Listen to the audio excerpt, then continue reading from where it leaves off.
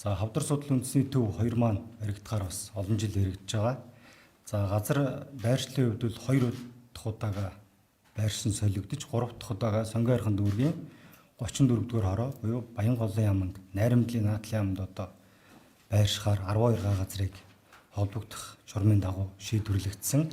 За мөн одоо ажлын хэсэг ярьж байгаад 3 га газрыг нэмж одоо өргөтгөж цэцэрлэг төрөлн байгуулахаар бас ажлын хэсгээр яригдаад энэ асуудал үндсэндээ шийдвэрлэгдэж байна.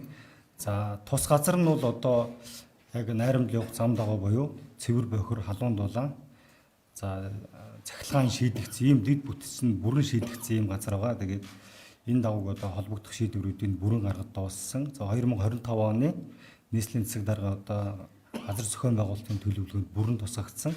12 сарын 24-ний өдөр ингээд эцэслэл шийдвэрлэгдээд одоо уг барилга эмнэлэг маань баригдахад бэлэн болно. Газар нь за баруун бүсэд гээд бас иргэд сэтгүүлчд асууж байгаа. За Улаанбаатар хотын зүүн хэсэгт буюу энэ 13 дугаар хороололд одоо байгаа хавдар судлалын үндэсний төв байгаа. За баруун тийшээ одоо бас байршлын хөв, за төвчрлийг бууруулах ажлын хүрээнд бас төвлөрлийг сааруулах ажлын хүрээнд хийгдэх нь оновчтой юмаа гэж бас хот төлөвлөлтийн ажлууд дээр олон тусгацсан ажлуудын нэг. За дээр нэмэх нь одоо тухайн бүсд маш олон одоо дэд бүтц болон замын орц гарцууд шинээр хийгдэж байгаа.